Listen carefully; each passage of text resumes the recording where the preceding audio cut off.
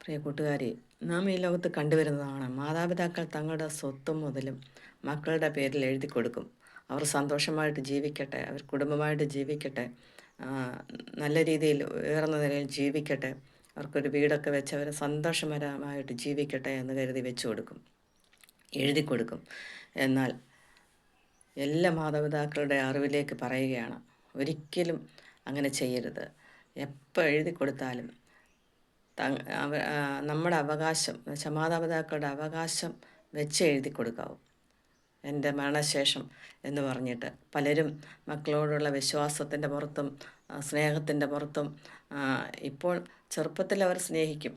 എന്നാൽ വയ്യാതെ വരുമ്പോൾ അവർ വഴിയമ്പലങ്ങളിലും അനാഥ മന്ദിരങ്ങളിലൊക്കെ കൊണ്ട് തള്ളും. നാം അത് കണ്ട് പലർക്കും ഇപ്പോഴും വെള്ളം കിട്ടാത്ത അവസ്ഥയാണ്. അവർക്ക് അവരെ നോക്കുവാൻ സമയമില്ല. വിദേശത്തൊക്കെ ജോലിക്ക് പോയവർ കുടുംബമായി അവർ സന്തോഷമായിട്ട് ജീവിക്കുമ്പോൾ അവരവരുടെ കുടുംബത്തെ മാത്രമേ ഓർക്കുന്നുള്ളൂ, മാതാപിതാക്കളെ ഓർക്കുന്നില്ല. എന്നാൽ അവർ കുടുംബമായി സന്തോഷത്തോടെ അവർ ജീവിക്കുമ്പോൾ നാം അത് ചിന്തിച്ചറിഞ്ഞ് ബുദ്ധിയോട് പെരുമാറിയില്ല എങ്കിൽ നമുക്ക് അവസാനം കരയേണ്ടി വരും, ദുഃഖിക്കേണ്ടി വരും. അങ്ങനെയാണ് നാം ഈ ലോകത്തിൽ കണ്ടുവരുന്നത്. പല വീടുകളിലും പല മാതാപിതാക്കന്മാർക്കും ഒരു തുള്ളി വെള്ളം പോലും കിട്ടാതെ അവരെ വഴിയമ്പലങ്ങളിൽ, അനാഥ മന്ദിരങ്ങളിൽ, അവിടെ അമ്പലങ്ങളിൽ അവിടെയൊക്കെ കൊണ്ട് തള്ളുമ്പോൾ, അവരെ പാർപ്പിക്കുമ്പോൾ ഇനി നമ്മൾ ഈ ലോകത്ത് കണ്ടും കേട്ടുമിരിക്കുന്ന സംഗതിയാണ്. ആർക്കുമെങ്കിലും ഇനി അബദ്ധങ്ങൾ പറ്റരുത്. നാം സൂക്ഷിച്ചും കണ്ടും വേണം നമ്മളെ സ്വത്ത് വിഭാഗിക്കാനും. എല്ലാവരും സ്നേഹത്തോടെ സന്തോഷത്തോടെ നമ്മളെ കൈവെള്ളയിൽ കൊണ്ടു നടക്കും, മാതാപിതാക്കളെ കൈവെള്ളയിൽ കൊണ്ടു നടക്കും.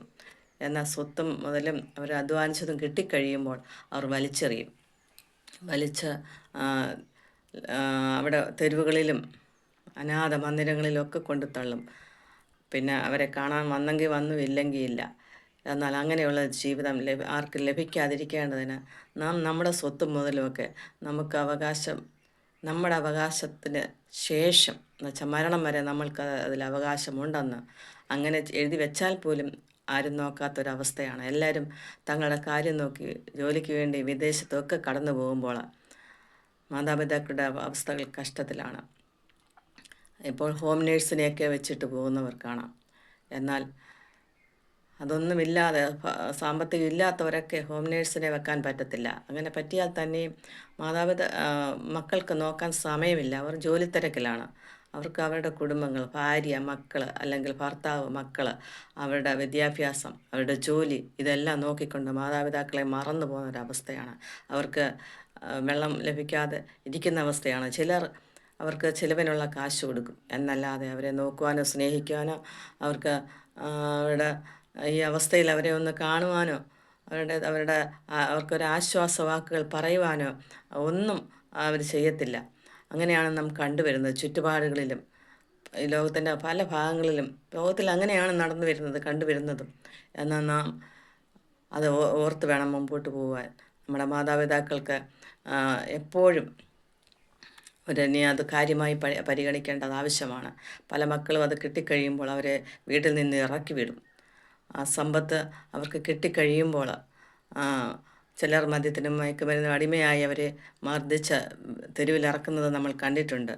എന്നാൽ അങ്ങനെയൊന്നും സംഭവിക്കാതിരിക്കാൻ നമ്മൾ അത് സൂക്ഷിച്ചും കണ്ടും വേണം മുമ്പോട്ട് വേണ്ടുന്ന കാര്യങ്ങൾ ചെയ്യാൻ, ക്രമീകരിക്കാൻ. എന്നാൽ പിന്നീട് നാം ദുഃഖിക്കേണ്ട അവസ്ഥ വരുവാൻ അനുവദിക്കരുത്. നാം ചിലപ്പോൾ കിടപ്പിലായി പോകാം, അല്ലെങ്കിൽ നമുക്ക് എഴുന്നേൽക്കാൻ കഴിയാത്തൊരവസ്ഥകൾ നമ്മുടെ ജീവിതത്തിൽ വന്നു പോകാം. അങ്ങനെ പലവിധമായ പ്രശ്നത്തിൻ്റെ നടുവിലൂടെ നാം പോകുമ്പോൾ അപ്പോഴെല്ലാം മറന്നു പോകും. നാം ഓരോരുത്തരും കണ്ടുവരുന്ന അവസ്ഥകളാണ്. നമുക്കൊരു പിടിയെങ്കിലും വേണം. മൊത്തത്തിൽ സർവ്വസ്വാതന്ത്ര്യം വെച്ച് എഴുതി കൊടുക്കാൻ പാടില്ല മക്കൾക്ക്. നമ്മളെ നോക്കാൻ ഒരു മക്കളെങ്കിലും അവർക്ക് മരണശേഷം വെച്ച് അവരുടെ പേരിൽ എഴുതി കൊടുക്കാവൂ. ഏതെങ്കിലും ഒരു മക്കളുടെ പേരിൽ അങ്ങനെ എഴുതി കൊടുക്കാവൂ. ഇല്ല എങ്കിൽ നാം വീണ്ടും ദുഃഖിക്കേണ്ടി വരും, പിന്നീട് ദുഃഖിക്കേണ്ടി വരും. നമ്മുടെ ആരോഗ്യം നശിച്ചു കഴിയുമ്പോൾ, നമ്മുടെ അവസ്ഥകൾ നമുക്കൊന്നും ഒരു സഹായം കിട്ടാത്തൊരവസ്ഥയിൽ, നമ്മളെ കൊണ്ട് ഒന്നിനും കൊള്ളാത്തൊരവസ്ഥയിൽ പിന്നെ നമ്മളിരുന്ന് ദുഃഖിച്ചിട്ട് കാര്യമില്ല. അതുകൊണ്ട് നാം അതെല്ലാം കണ്ടും കേട്ടും അങ്ങനെ ചെയ്യുന്നുവെങ്കിൽ നമുക്ക് കൂടുതൽ ദുഃഖിക്കേണ്ടി വരത്തില്ല. പിന്നെ ജീവിതമാകുമ്പോൾ ദുഃഖവും പ്രയാസവും ഭാരമൊക്കെ കടന്നു വരാം. അപ്പോൾ അത് കണ്ട് എല്ലാവരും മുമ്പോട്ട് പോവുക. പറഞ്ഞത് ശരിയല്ലേ? എല്ലാവർക്കും ചിലപ്പോൾ അങ്ങനെയൊക്കെ ചെയ്തവർക്ക് അത് ഇതിനകത്ത് കമൻ്റ് ഇടാനോ സബ്സ്ക്രൈബ് ചെയ്യാനോ ഒന്നും പറ്റത്തില്ല. എന്നാൽ എല്ലാവർക്കും ഷെയർ ചെയ്ത് കൊടുക്കുക. ഷെയർ ചെയ്ത് കമൻ്റൊക്കെ ഇടുക, സബ്സ്ക്രൈബ് ചെയ്യുക. എല്ലാവരും ഇത് കാണുക, എന്നെ സപ്പോർട്ട് ചെയ്യുക. ഞാൻ പറഞ്ഞത് ശരിയാണെങ്കിൽ മാത്രം. ശരിയെന്ന്.